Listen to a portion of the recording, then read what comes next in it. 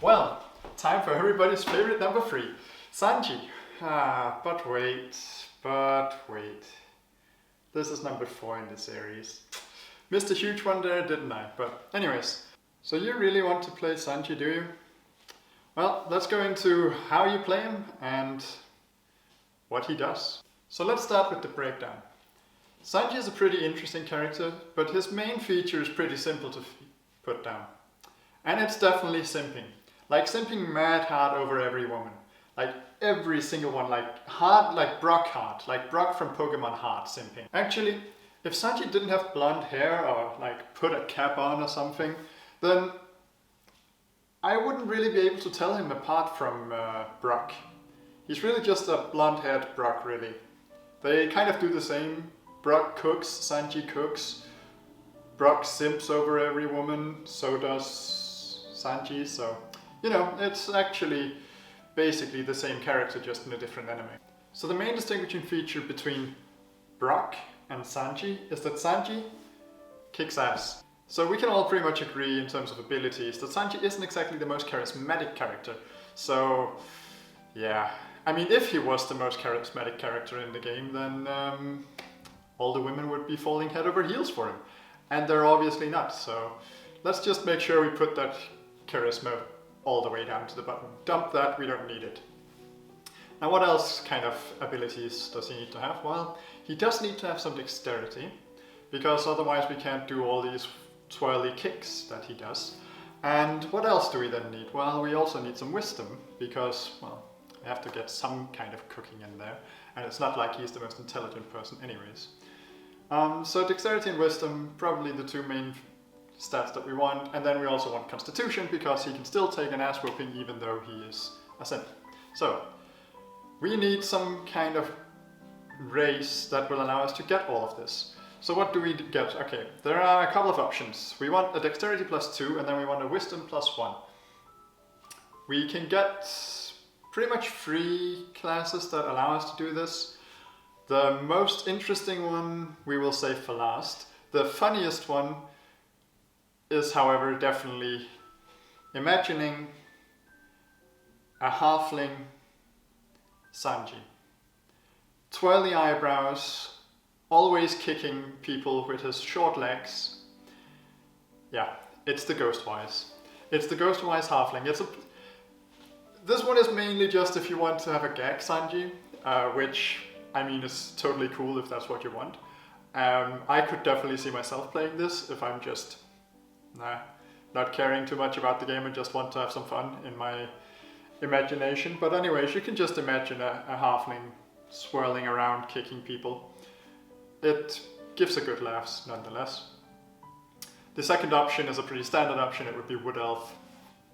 It's fine. It's probably a better option in many regards than compared to the Ghostwise, but it's an option. And the final option, which is probably the one you want because it allows you to fly, it's Aarakocra. Aarakocras are pretty cool. Sanji flies, Aarakocras fly. It's pretty up there, right? They also give you exactly +2 dex, +1 wisdom, so everything's good there. We're pretty much good to go, actually. Just pick Aarakocra. You can pick Wood Elf or Ghostwise if you want something else, and if your DM doesn't allow you to fly, because flying is sometimes considered overpowered. Now, in terms of Sanji's class, it's actually pretty easy, right? Sanji is definitely a monk. But there are some subclasses to monk, and let's go through a few of them. So first of all, we're not building Son Goku, but we're building Sanji. And there's a difference, though it can be hard to distinguish between anime characters sometimes. In this case, we can definitely distinguish between them. Son Goku would be the soul monk, and Sanji wouldn't be the soul monk, so that's out of the picture. Now, we can also look at some other options, such as Open Fist, which is kind of the most generic monk you can play as. Though I don't really feel this does Sanji justice. It kind of lacks all of the fire element that Sanji has going on. Though it's playable, Shadow Monk, if you want to get a real edgy, like a real edgelord simp character, then go for the Shadow.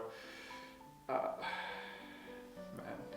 And then you might as well just like dip into the Rogue, just dip a few levels into Rogue and have a really, really fucking edgy backstory. And yeah, you know, the character just kind of writes itself, and it's please don't bring him to my game. But anyways, so the one we would like to focus on instead is going with the 4 elements. It's not the strongest of the monk builds, but it's the one that fits Sanji the best. There's a car alarm going off outside. And it's done. That was annoying. So what does the 4 elemental monk thingy actually do for us, the subclass? Well, what it really allows us to do is at level 3, we get, I'm gonna need my piece of paper for this because I don't remember the name. We get to be able to use, bear with me, Fangs of the Fire Snake. There we go. I had to make sure I got that one properly right. So Fangs of the Fire Snake, what it does is it allows you to imbue your attacks with fire damage, essentially lighting your leg on fire and kicking somebody, right? That's kind of the idea we're going for here, so that we can really fit the Sanji theme here. So we do that, and we get some more fire-related abilities. At level 11, I believe we can cast Fireball, and at level 17 we can make a wall of fire. So we get a little bit of extra things we can play around with, but a lot of the things are at least fire-related, which a lot of Sanji's things are as well. And what we even get as well is if you did not pick Eric Croker, then you can still get to fly. Just have to wait for level 11, and then you can cast Fly in yourself if you pick the 4 elements. So this really allows us to pick other classes. If you're not allowed to get flying immediately, you can get it later at level 11, and you still get to imbue your attacks with fire, and you get to kick some ass. In terms of weaponry, if you want to min-max, you go for the spear.